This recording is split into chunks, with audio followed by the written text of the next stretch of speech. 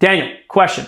Yeah, so usually what I've been getting quite a lot is a lot of like financial objections, but it's usually with a partner as well. So it's like I need to check the finances over with the partner to make sure it's okay. Usually what I've tried to do is try to get like a hold of it to like a deposit, but they usually say, well, like I can't really afford that right at the moment because my partner has the, you know, the funds available and I need to check with him that I can get the money available for it. So I just feel like as if like I'm saying something to them to give them an answer and help them move forward, but then they just give me another objection over it. It doesn't seem to me like make sense of what they're actually saying when they're bringing up an objection, if that makes sense. I believe it does. What I'm understanding is that you're getting an objection that starts off as a spouse objection, and the veiled objection, the truth comes out, is that it is a money objection, which oftentimes it is. And then the question becomes, are they giving up their power to someone else, which is clearly what's happening. They're giving up their power. What we want to do is we want to empower someone to be able to make their own decision. And so there's a variety of techniques that we could go into. Daniel, you could, depending on the context, isolate that it's a money objection. And then if it's not a question of expense or that they find it expensive, that it's a question of cash flow, therefore affordability. If there was a way for us to be able to make this more affordable for you, would you be willing to give it a try? I've said that question to them today, actually on a finance thing, and they usually went no. Daniel, to come back to it, if I asked someone, again, we acknowledge them. So you're in a situation right now where you want to make sure that the cash flow is good and that you're not disrespecting your partner because you're a team player. If there was a way for us to be able to make this more affordable for you, where everybody was happy in this context, would you be willing to give it a try? If they say no to that, then this is not a partner objection anymore. This is all about the money. Yeah.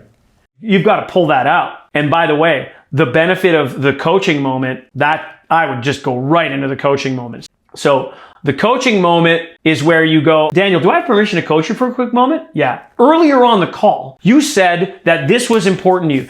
Tell me again, what's going on in your life that's making this so important? You got to get them to feel the emotion, because here's the problem, you guys. The problem is that we go through the buying conversation roadmap. Once you get to price, they have forgotten everything that they felt in terms of desire and urgency. So if I have the two magic ingredients of desire and urgency and I've got them down, like they've emoted, they're like, I'm tired of looking this way or feeling this way, or I'm scared to look this way, or like they have an emotion behind that. I get to price, I won't have an objection. Like the objectionless sale exists. So the first thing that I hear is if I'm hearing multiple objections after price, there's something missing in your discovery, Daniel. Again, that's the first question.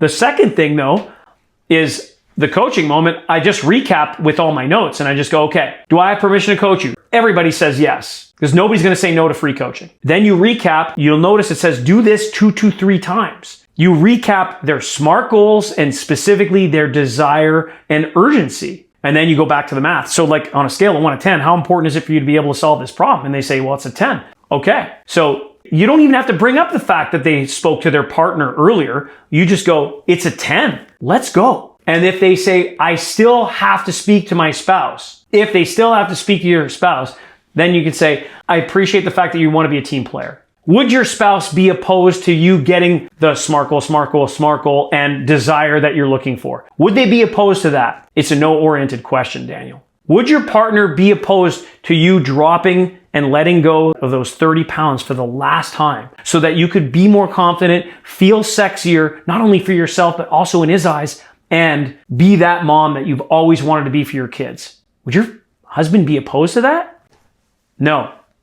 The no means yes. And the thing is that instead of sometimes we come across as, I want to be helpful, this is where I want you to be way more assertive. Like, to be blunt, it's, let's fucking go. I'm not saying that you say that. I'm just saying that's the feeling that we need to have. You need to have the right energy, the right enthusiasm, and the right level of empathy. Those are the 3 E's. Energy, enthusiasm, and empathy. If you don't bring those 3 E's to the conversation, I promise you that you're going to fail. Because it can't be antiseptic. You have to bring the energy. And yet you can't be so overbearing where you're pushing people over the edge and they're like, ugh, you're being pushy. So Daniel, the first thing that comes to mind right now is go back to your SMART goals and desire and urgency. Like really pick up on how they're feeling in that moment. Because when the desire is high, people buy. It's like, I don't care how much it costs. I need to get off of this pain.